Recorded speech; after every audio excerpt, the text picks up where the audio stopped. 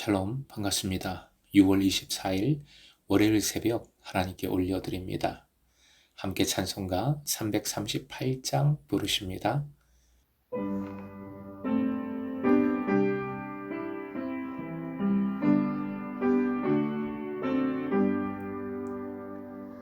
내 고생하는 것 옛 야곱이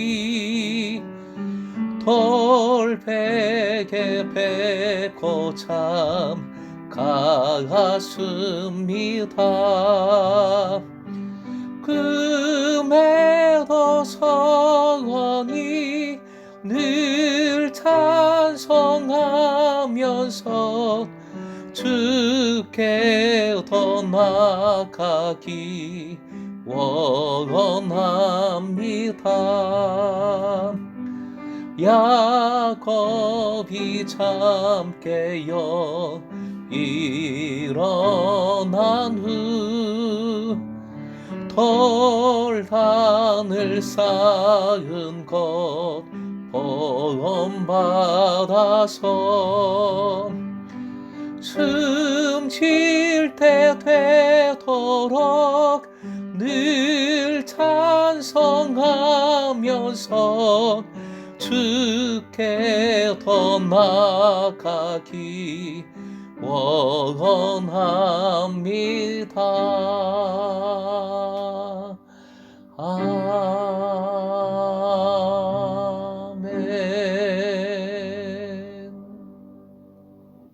오늘 말씀 에베소서 1장 3절에서 6절, 에베소서 1장 3절부터 6절까지의 말씀입니다. 함께 읽겠습니다. 찬송하리로다. 하나님 곧 우리 주 예수 그리스도의 아버지께서 그리스도 안에서 하늘에 속한 모든 신령한 복을 우리에게 주시되 곧 창세전에 그리스도 안에서 우리를 택하사 우리로 사랑 안에서 그 앞에 거룩하고 흠이 없게 하시려고 그 기쁘신 뜻대로 우리를 예정하사 예수 그리스도로 말미암아 자기의 아들들이 되게 하셨으니 이는 그가 사랑하시는 자 안에서 우리에게 거저 주시는 바 그의 은혜의 영광을 찬송하게 하려는 것이라. 오늘의 기도 제목, 은혜 받은 자의 찬송이 넘쳐나게 하소서. 은혜 받은 자의 찬송이 넘쳐나게 하소서. 3절의 찬양은 단락 전체의 표제의 성격을 가집니다. 유대교적인 찬양 형식을 받아들인 것인데 이 찬양은 하나님께서 하시는 일에 대한 신앙 고백이라 할 수 있습니다.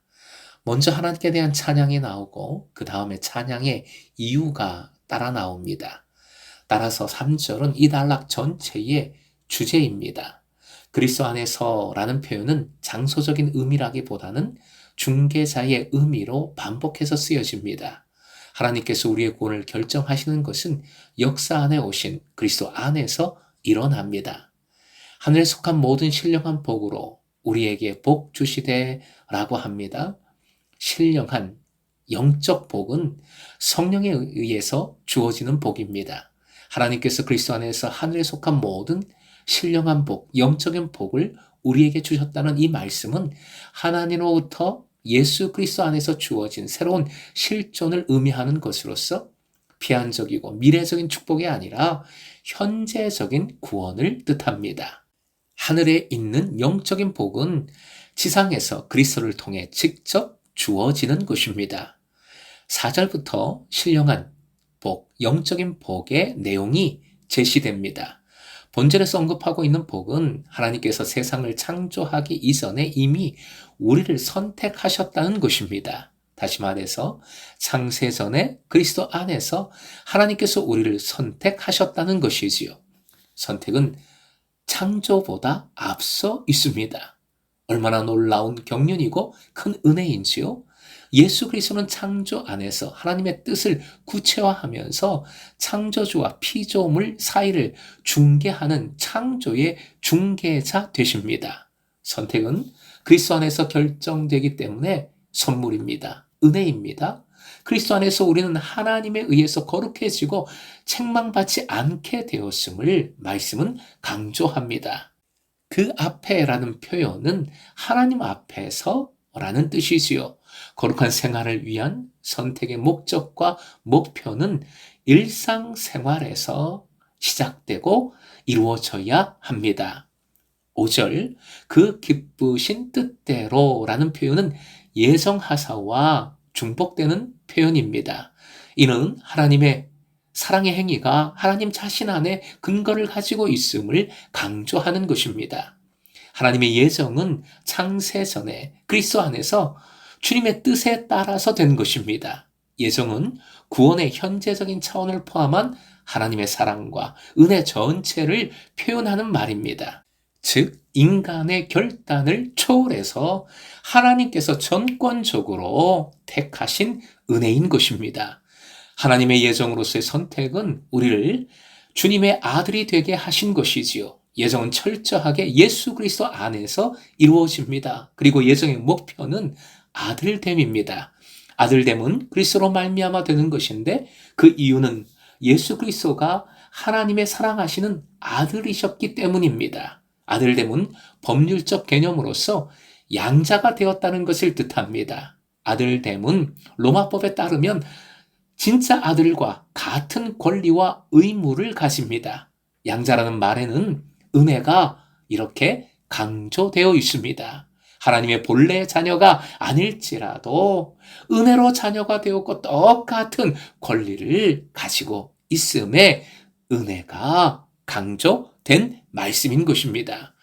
6절, 하나님이 예수 그리스도를 통해서 주님의 아들이 되도록 예정하신 목적은 하나님의 은혜의 영광을 찬미하게 하기 위한 것입니다.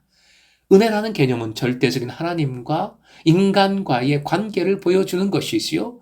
예수 그리스도 안에서 보여주신 하나님의 구원을 뜻합니다. 은혜는 거저 주시는 것으로서 하나님의 사랑의 행위를 보여줍니다. 바로 여기에 찬양의 이유와 목적이 있습니다.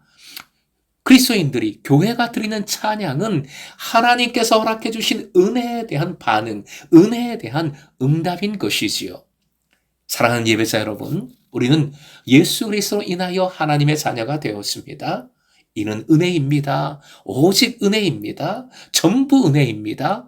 바울 사도가 말하는 은혜는 추상적인 개념이 아니라 구체적인 개념이지요.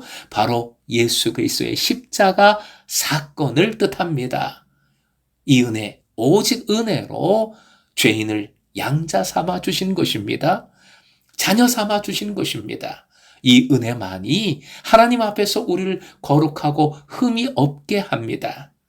아무것도 없다 할지라도 믿음으로 우리에게는 은혜가 있습니다. 그러기에 은혜 받은 자의 삶의 태도는 어떠하든지 찬송하는 것이고 감사하는 것입니다. 하나님께 영광 돌리는 것이지요. 성령께서 그렇게 살아가도록 우리를 인도하시는 줄 믿습니다. 오늘도 이 은혜로 감사하며 기뻐하며 하나님을 찬양하는 기쁨의 삶을 살아가시길 주님의 이름으로 축원드립니다.